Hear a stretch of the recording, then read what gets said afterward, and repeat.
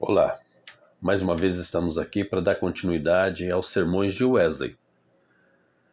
Esse terceiro sermão de John Wesley, pregado no domingo 4 de abril de 1742, perante a Universidade de Oxford, com o título Desperta, tu que dormes, tendo como base a palavra em Efésios capítulo 5, especialmente o verso 14, que diz: Desperta, tu que dormes, e levanta-te dentre os mortos, e Cristo te iluminará.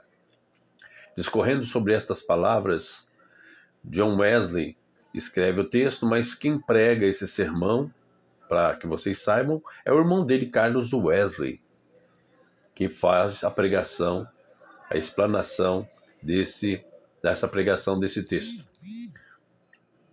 Primeiro, ele descreve os adormecidos a quem as palavras do texto se dirigem. Segundo, ele corroborar a exortação: desperta tu que dormes e levanta-te dentre os mortos. E terceiro, explanar a promessa feita aos que despertam e levantam-se, e Cristo te iluminará. Então ele divide: desperta tu que dormes, levanta dentre os mortos, e Cristo te iluminará, em três partes desse sermão. Em primeiro, ele começa tratando dos adormecidos aí citados de sono, se entende ser o estado natural do homem, mergulhado naquela profunda inconsciência da alma, na qual o pecado de Adão infundiu tudo quanto havia em suas entranhas. Por exemplo, a indolência, a preguiça, a incompreensão, a insensibilidade no tocante à sua condição real, estado este que é próprio de todo homem que vê o mundo, que vem ao mundo, perdurando até que a voz de Deus o desperte. Aqueles também que dormem de noite, o estado natural do homem é de profunda obscuridade, lembrando a condição segundo a qual as trevas cobrem a terra e a noite densa envolve o povo.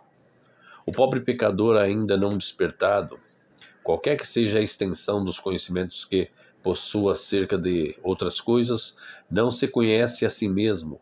Nesse sentido, ele nada sabe do que devia saber, mas sabe que é um espírito decaído, cuja necessidade primacial no mundo presente é reerguer-se de sua queda e recuperar a imagem de Deus segundo a qual fora criado.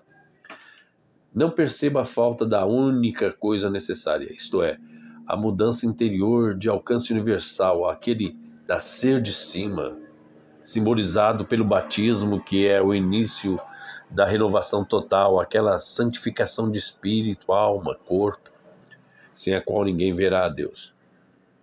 Carregado de todas as enfermidades, julga-se, todavia, em perfeita saúde. Encarcerado em prisões de aço e de miséria, protesta estar em liberdade. Ele diz: paz, paz, enquanto o diabo, como um forte homem armado, está de plena posse de sua alma. Dorme placidamente, descansa enquanto o inferno se move sob seus pés para lhe vir ao encontro, enquanto o abismo, de onde ninguém jamais regressa, abre suas fauces para o tragar. Arde o fogo em torno de si e ele não o presente, queima-o, e apesar de tudo ele ainda não percebe. Por adormecido entendemos, pois, abre parênteses, e prover a Deus que todos nós o compreendêssemos do mesmo modo, fecha parênteses. O pecador, satisfeito com seus pecados, contente com o permanecer em seu estado de queda, com o viver e morrer sem nunca refletir a imagem de Deus, o que ignora sua enfermidade e o remédio único que pode curar, o que nunca foi advertido, o que nunca atentou para a voz de Deus que o aconselha a fugir da ira vindoura, o que jamais notou que estava exposto ao perigo do fogo do inferno, ou que jamais clamou do mais profundo da sua alma: que devo eu fazer para me salvar? Se o que dorme não for exteriormente viciado, seu sono será habitualmente o mais profundo de todos. Quer seja ele do espírito de Laodiceia, nem quente nem frio, ou um pacífico racional inofensivo, prestimoso adepto da religião de seus pais, quer seja zeloso ou ortodoxo, e conforme a mais rigorosa seita da nossa religião. Viva como um fariseu, isto é, de acordo com o perfil farisaico da narrativa neotestamentária. Quer seja como o que a si mesmo se justifica, trabalhando por estabelecer sua própria justiça como fundamento de sua aceitação por parte de Deus. Profundo lhe decorrerá o sono. Assim é aquele que, tendo forma de piedade, nega o poder dela, e ainda provavelmente ultraja, onde quer que ela se manifeste, qualificando-a como simples extravagância e pura ilusão. Entretanto, o infeliz enganador de si mesmo dá graças a Deus, porque não é como os demais homens que são adúlteros, injustos e ladrões.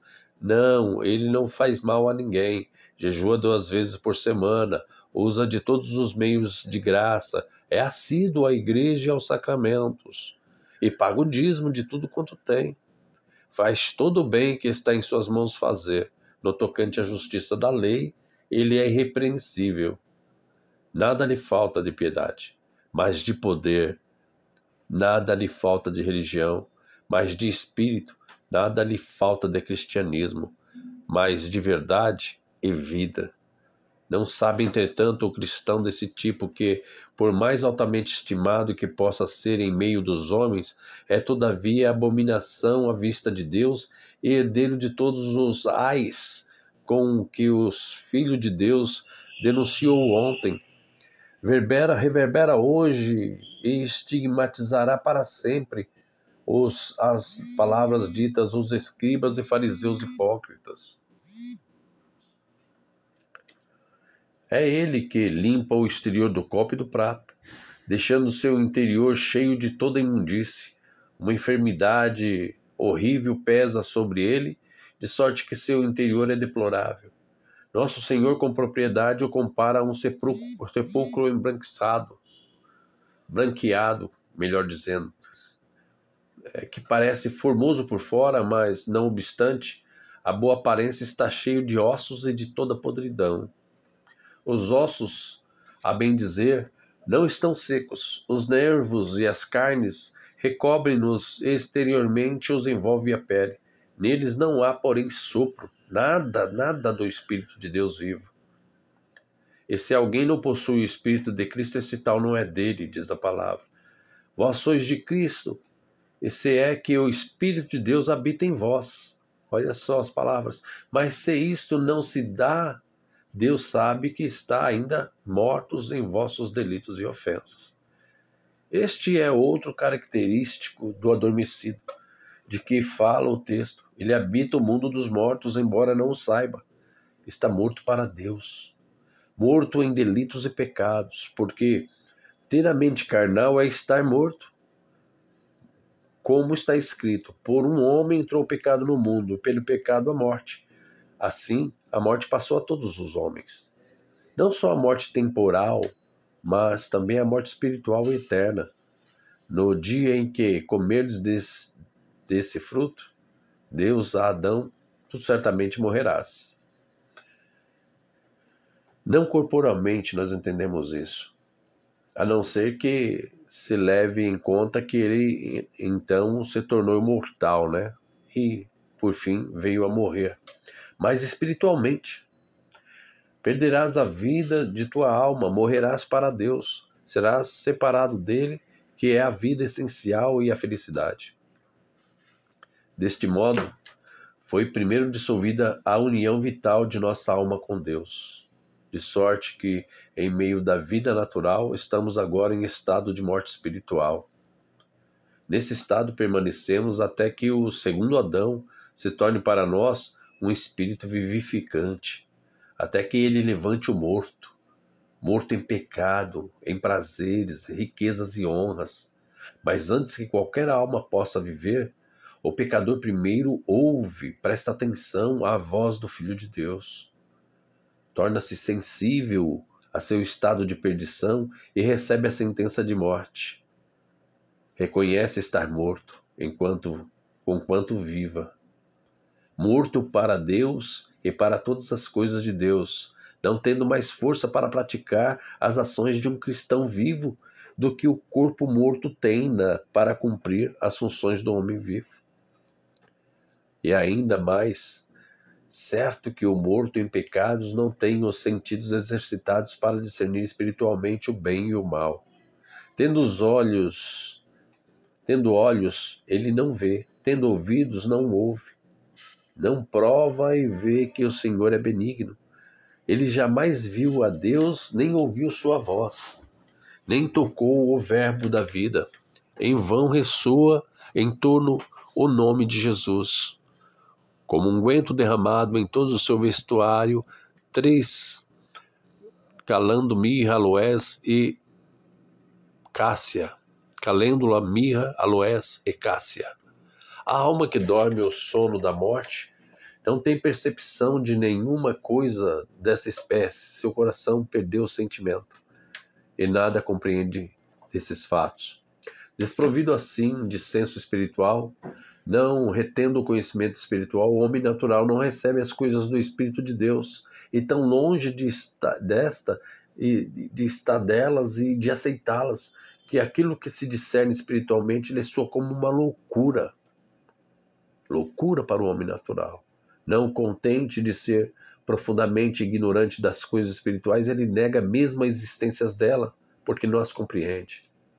A própria sensibilidade espiritual lhe parece ser a loucura das loucuras. Como pergunta ele, podem ser estas coisas? Como acontecem essas coisas? Como pode algum homem saber que está vivo para Deus? Do mesmo modo que sabes que teu corpo está agora vivo, a fé é a vida da alma. Se tu tens esta vida palpitante em ti, não tens necessidade de sinais para evidenciá-la a ti mesmo, pois que aquela divina consciência testifica de Deus, o que é mais do que 10 milhares de testemunhos humanos, e de mais valia que todos eles. Se o Espírito não testifica no presente com o teu Espírito que tu és um filho de Deus, que ele te convença, a ti, pobre pecador, ainda não despertado, pela demonstração de seu poder, de que tu és filho do diabo. Se produzisse agora um rumor e um estremecimento, e os ossos se reunissem, achegando-se para cada osso a seu osso. Então, vinde dos 4 ventos, ó sopro, e soprai estes despojos para que revivam, e não endureçais os vossos corações, resistindo ao Santo Espírito, que agora vem convencer-vos do pecado, porque não credes no nome do unigênito Filho de Deus. Quero aqui pedir desculpa pelos barulhos externos. Tenho tido, inclusive, dificuldade para estar fazendo essas gravações para vocês, porque o tempo é curto, ainda trabalho, tenho várias coisas a fazer, e quando procuro tirar esse tempo, esses minutos para gravar para vocês, encontro problemas assim. Peço desculpas. Só para abrir aqui esse parênteses. Mas prosseguindo, Carlos Welles prossegue. Assim, desperta tu que dormes e levanta-te dentre os mortos. Deus agora te chama pela minha boca e ordena que conheças por ti mesmo, tu, espírito decaído, teu verdadeiro estado e a coisa única que te importa sobre a terra. Que esperas tu, ó adormecido? Levanta-te, invoca o teu Deus para que o teu Deus atente para ti e não pereças. Uma tempestade brava se forma por cima de ti, e tu estás assentado nas profundezas da perdição, no abismo dos juízos de Deus. Se queres escapar a esses perigos, arranca-te do meio deles, julga-te a ti mesmo e não serás julgado pelo Senhor. Desperta, desperta, levanta-te neste momento, para que não aconteça teres de beber pela mão do Senhor a taça do seu furor. Move-te ao encontro do Senhor, para que o Senhor, tua justiça, te possa salvar. Levanta-te do pó, enfim, que o terremoto da tempestade de Deus te abale. Desperta e clama com o tremor do carcereiro. Que devo fazer para ser salvo? e não descanses nunca até creres no Senhor Jesus com uma fé que é o dom da parte dele pela operação do Espírito.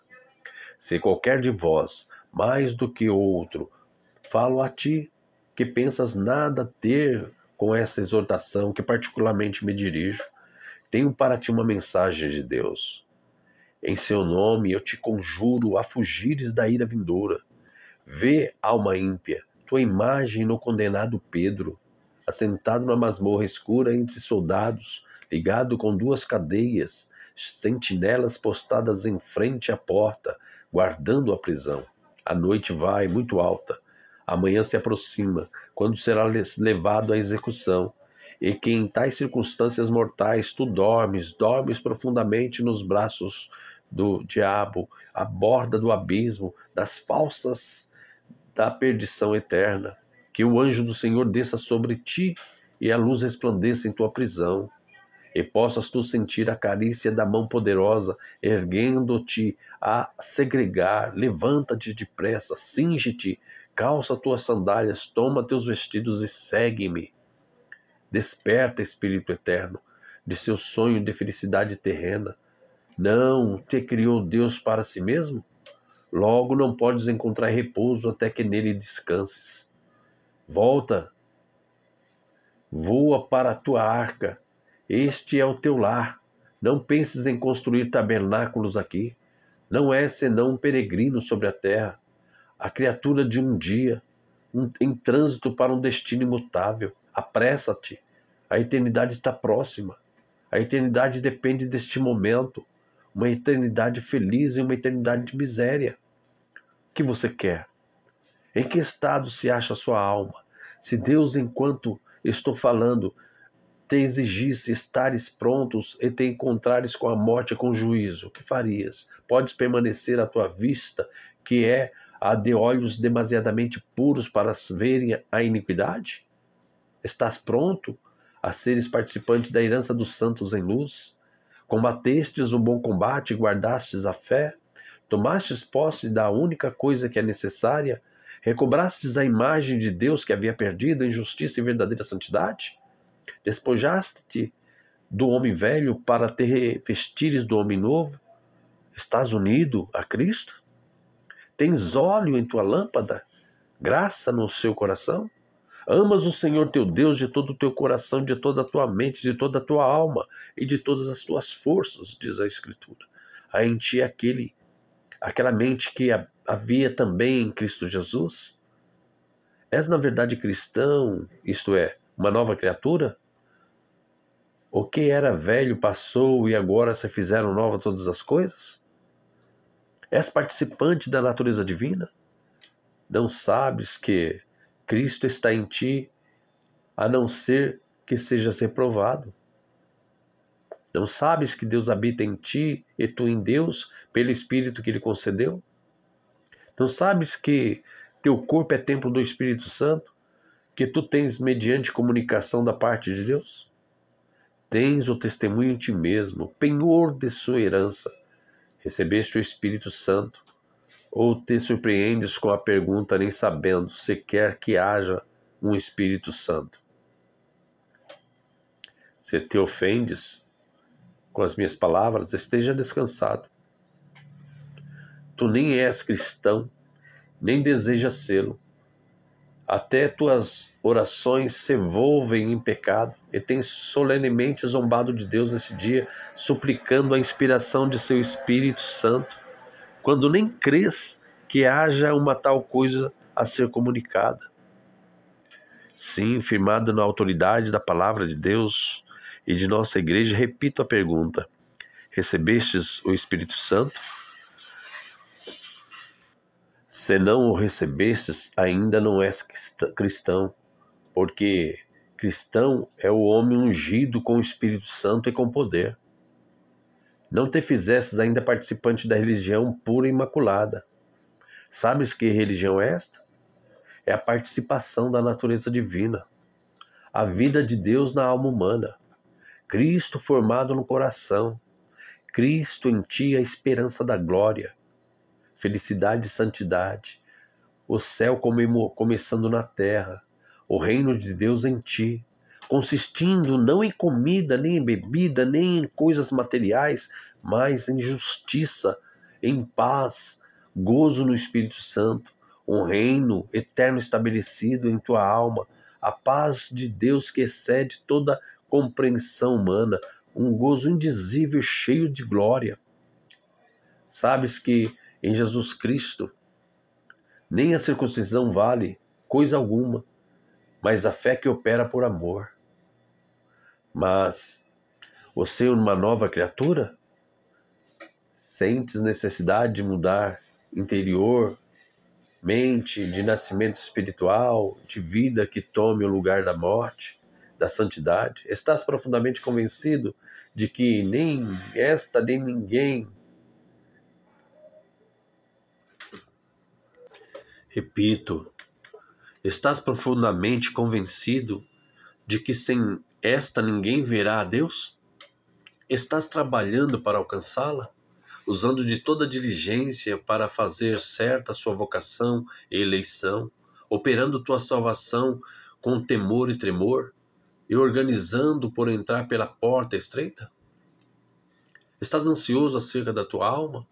E podes dizer, o escutador de corações, tu, ó Deus, és o que eu esperava desde muito tempo. Senhor, tu sabes todas as coisas, tu sabes que eu quero amar-te. Espera ser salvo, mas que razões tens a dar da esperança que há em ti? Será porque não causastes prejuízo, ou porque fizestes grande cópia do bem? Ou porque não és como os demais homens, mais sábio ou erudito, ou honesto e moralmente bom, estimado do povo e de reputação ilibada? Ai, a soma de tudo isso jamais te levará a Deus. À sua vista, isto é tão vão como a própria vaidade. Não conheces a Jesus Cristo a quem Deus enviou? Não te ensinou ele que pela graça sois salvos mediante a fé? E isso não vem de vós, é dom de Deus. Não vem de obras para que nenhum homem se glorie? Como fundamento de toda a tua esperança, não recebestes a palavra fiel, segundo a qual Jesus Cristo veio ao mundo para salvar os pecadores? Não compreendestes o que significa? Não vim chamar os justos, mas os pecadores ao arrependimento. Não fui enviado senão à procura da ovelha perdida? Estava tu, o que houve, entenda, perdido, morto, condenado em outro tempo? Não reconhecestes teu desamparo? Não sentistes tuas misérias? És pobre de espírito, clamando por Deus e recusando todo conforto? És o pródigo que cai em si mesmo, ficando bem contente de ser daí por diante considerado fora de si, por aqueles, que ainda se alimentam das bolotas que ele deixou? Desejas viver piamente em Cristo, estando por esta causa sofrendo perseguição? Dizem os homens falsamente toda sorte de mal contra ti por causa do Filho do Homem? És perseguido pelo mundo? Que através de todo este interrogatório ouças a voz que desperta o morto e sinta o martelar da palavra que despedaça as rochas. Como está escrito: se ouvires a sua voz nesse dia, que se chama hoje, não endureçais os vossos corações. Agora, desperta tu que dormes, na inconsciência da morte espiritual, para que não durmas no tormento da morte eterna. Reconheça seu estado de perdição e levanta-te da morte. Deixa teus velhos companheiros no pecado e na morte, segue a Jesus e deixa que os mortos enterrem os seus mortos. Salva-te desta geração perversa. Sai do rio deles, do meio deles, e separa-te, e não toques as coisas impuras, e o Senhor te receberá. Então Cristo te iluminará. Vamos ficar por aqui e dar decorrência a esse texto em um outro vídeo. Aguardo por vocês. Peço para que continue compartilhando, continue nos ouvindo, deixando o teu like para fortalecer aí o canal, para que mais pessoas possam ver, assistir, ouvir tais palavras bastante complicadas muitas vezes, né? Porque é de uma linguagem do século XVIII, de pessoas que não faziam parte da nossa nação aqui, de ingleses, mas que, sendo bem ouvida, sendo bem tratada, bem compreendida, vai nos trazer novamente ao início do Evangelho, à essência do Evangelho, ou seja, o Evangelho do reconhecimento de quem eu sou, de quem é Deus e o que eu preciso permitir que Deus faça em meu coração, a transformação que preciso permitir que Ele faça em meu coração através da Sua palavra e do Seu Espírito Santo, a fim de que eu venha a ser salvo por uma fé genuína, por uma graça que transforma. Pela graça sois salvos mediante a fé. Então eu preciso ter fé para que essa graça me alcance. Eu preciso ter fé, uma fé genuína, uma fé de que eu sou perdido, eu sou pecador e preciso da graça de um Deus puro, santo, verdadeiro, mas que é também misericordioso e amoroso para me alcançar, para me transformar, para me lavar, para me purificar, para me preparar para um dia estar morando com Ele. E é isso a essência da pregação desse texto, de nos reconhecermos e sabermos quem realmente somos, né? E também a Deus, e sabermos quem realmente é Deus. E só sabemos através de estudo da palavra, de intimidade com Deus, de uma fé genuína que se aproxima de Deus e crê que Ele é galardoador daqueles que o buscam, abençoador daqueles que o buscam. Então, meu irmão, minha irmã, continue compartilhando, continue nos assistindo, continue fortalecendo com like, e deixando ali o teu comentário, porque é muito importante, porque depois desses textos ainda teremos outros, mas não pararemos até que o Senhor nos chame. Estaremos aqui fazendo ouvir a palavra de Deus a todos aqueles que têm ouvidos para ouvir. Amém? Então que Deus vos abençoe, Deus vos guarde, você, sua família, sua casa sejam muito abençoadas em Cristo Jesus e que tua fé venha a ser fortalecida à medida que você se reconheça, à medida que conheça a Deus e se entregue de corpo, alma e espírito a Ele. Amém? Fiquem com Deus, uma boa noite, um bom descanso. Estou fazendo esse vídeo agora no final do dia, tá? E que vocês possam ser agraciados com essas palavras em nome de Jesus. Até o próximo.